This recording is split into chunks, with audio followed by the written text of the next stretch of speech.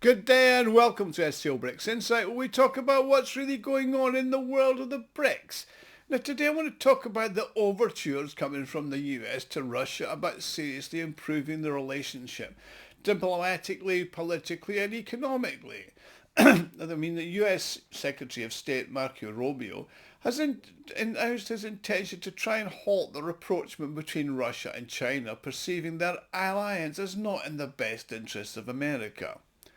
Now, he's a staunch supporter of President Trump, and he's confident in the feasibility of this objective. However, it does remain to be seen whether this approach is actually realistic for Washington. Is it Richard Nixon but in reverse?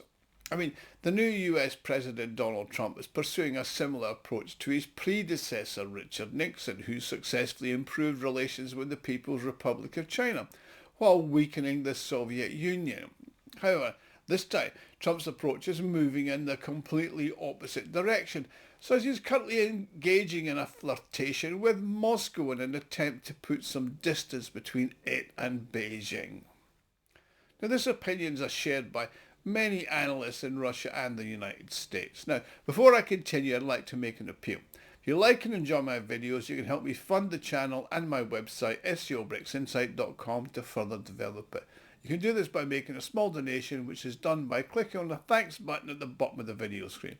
Everybody who donates does get a personal thank you from me, and I'm thanking you all now just for watching, because I do appreciate you.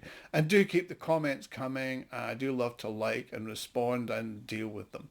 Over the past 15 years, these analysts have repeatedly cautioned Washington against isolating Russia or provoking a conflict, emphasising that such actions would only serve to strengthen the alliance between Moscow and Beijing in opposition to American global dominance. Now, this strategic outlook has proved to be accurate, as evidenced by the recent deepening of the Russian-Chinese cooperation, underpinned by their shared interest in politics and economics. Many European, American and East Asian competitors have been replaced by Chinese companies in the Russian market, leading to significant increases in trade turnover between the two countries, which grew by more than 150% between 2021 and 2024, reaching $244 billion in that year.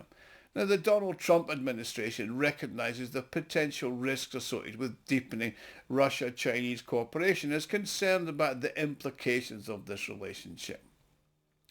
The United States considered the implication of these developments. It's important to recognise the shared interests of both countries in this area. If the trend continues, you could find yourselves in the situation where Russia will not be able to improve its relationship with the United States, whether it wants it or not, says the United States Secretary of State Marco Rubio. Little Marco, as Donald Trump used to call him. He believes that Russia must be brought back closer to the West for the same reason.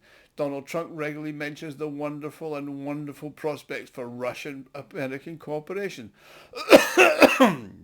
He also proposed Moscow's return to the G7, making it the eight again. In light of these developments, the US is working to resolve the Ukrainian conflict by taking Russia's interest into consideration, which is about time, actually. It's been criticising Europe's Russophobic approach and its exclusion from the negotiating process. That said, however, it's unlikely that Russia will accept the offer of cooperation from the US, as Chinese officials are confident that Moscow will not compromise its relationship with China for the sake of this alliance. Plus, it's no longer clear which country, the US or the China, is the true leader in this relationship. History and reality have proven that China and Russia are good neighbours that cannot be separated and true friends who share joys and sorrows and support each other and strive for common development. The relationship between China and Russia has a unique strategic value, and they're not directed against any third party and are not subject to the influence of any third party, said the Chinese Foreign Ministry in a statement following the conversations between Vladimir Putin and Chairman Xi Jinping. The Chinese journalists also share this perspective, emphasising that the relationship between Moscow and Beijing is distinctive and in many respects pioneering, particularly when viewed in contrast to the exclusive Western blocs. That said, in private discussions, however, experts from the PRC and China have a slightly more cautious outlook. In China and similarly in Iran, there are concerns that following the resolution of some of the agreements, Moscow may once again align itself more closely with the US and Europe, where its position could be more readily understood and accepted. However, there's no evidence to support this claim. Anybody who understands Russia knows it's unlikely to make a radical change in its foreign policy. That's because of its major mistrust of the United States, and it's actually said it's not party to any agreements, and it's not agreement capable. So, Russia will continue to pursue its multipolar world over. As Kremlin spokesman Dmitry Peskov stated, we've repeated his state that the group has now been called the Group 7 has significantly lost its relevance. It unites countries that are not currently leaders in the various parameters of economic and social growth. These centres have moved to other regions of the globe. In other words, Russia will not abandon its cooperation with Beijing, New Delhi, Brasilia and a number of other capitals of developing countries for an illusory restoration of relations with the West. Let's look at the situation. The Iranians have already undergone the same sad path. Following the lifting of some sanctions under the Obama administration, Iran broke many contacts with Russia and reassigned with the Europeans.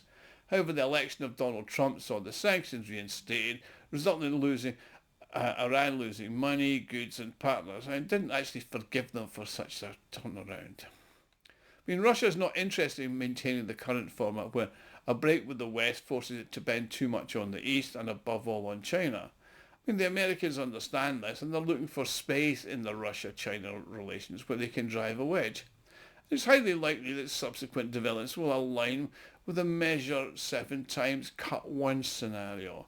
Moscow will not provide any guarantees or obligations to Washington, nor will it engage in any anti-Chinese initiatives.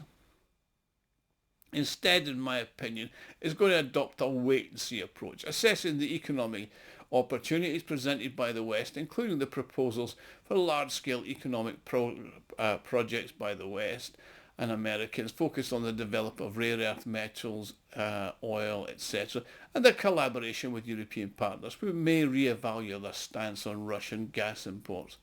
Should these projects prove profitable and Western companies express a desire to invest in Russia, they won't face any obstruction.